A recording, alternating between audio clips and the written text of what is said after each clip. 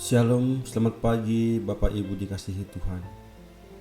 Kembali lagi pada pagi hari ini kita membaca dan merenungkan firman Tuhan. Saya mengajak Bapak Ibu, mari kita berdoa terlebih dahulu. Mari kita berdoa.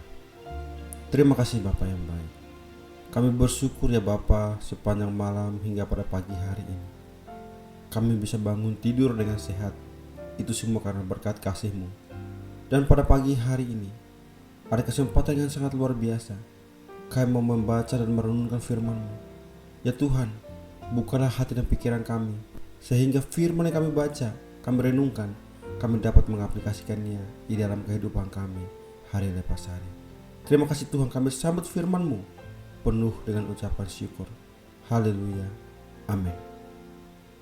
Tema yang saya berikan untuk kita renungkan bersama pada pagi hari ini yaitu iman yang mendatangkan berkat kesembuhan. Injil Matius pasal yang ke-9 ayat yang kedua. Maka dibawa oranglah kepadanya seorang lumpuh yang terbaring di tempat tidurnya. Ketika Yesus melihat iman mereka, berkatalah ia kepada orang lumpuh itu, "Percayalah hai anakku, dosamu sudah diampuni."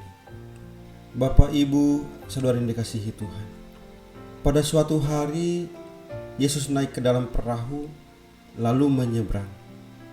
Kemudian sampailah ia ke kotanya sendiri. Maka dibawa oranglah kepadanya seorang lumpuh yang terbaring di tempat tidurnya. Ketika Yesus melihat iman mereka, berkatalah ia kepada orang lumpuh itu, "Percayalah, hai anakku, dosamu sudah diampuni." Maka berkatalah beberapa orang ahli Taurat dalam hatinya, "Ia menghujat Allah." Tetapi Yesus mengetahui pikiran mereka, lalu berkata, "Mengapa kamu memikirkan hal-hal yang jahat di dalam hatimu? Manakah lebih mudah mengatakan, dosamu sudah diampuni, atau mengatakan, bangunlah dan berjalanlah? Tetapi supaya kamu tahu bahwa di dunia ini Anak Manusia berkuasa mengampuni dosa." Lalu berkatalah ia kepada orang lumpuh itu, "Bangunlah, angkatlah tempat tidurmu dan pulanglah ke rumahmu."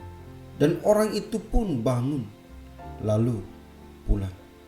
Maka orang banyak yang melihat hal itu takut, lalu memuliakan Allah yang telah memberikan kuasa sedemikian itu kepada manusia. Bapak, Ibu, saudara yang dikasihi Tuhan, beberapa orang ahli Taurat yang hadir di situ merasa tidak senang dan menganggap Yesus mengucapkan sesuatu yang tidak layak bagi manusia. Namun Yesus menunjukkan bahwa ia memiliki kuasa untuk mengampuni dosa dan memberikan kesembuhan. Dan ia berkata kepada orang lumpuh itu, "Bangunlah, angkat tempat tidurmu dan pulanglah ke rumah." Kisah ini mengajarkan kita beberapa hal yang penting. Pertama, iman yang teguh pada Yesus dapat membawa kesembuhan dan pengampunan dosa.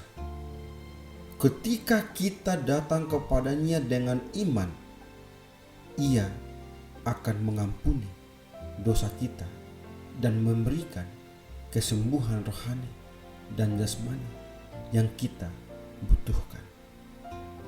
Yang kedua, kisah ini menunjukkan bahwa Yesus memiliki kuasa yang sejati sebagai anak Allah untuk mengampuni dosa dan memberikan kesembuhan.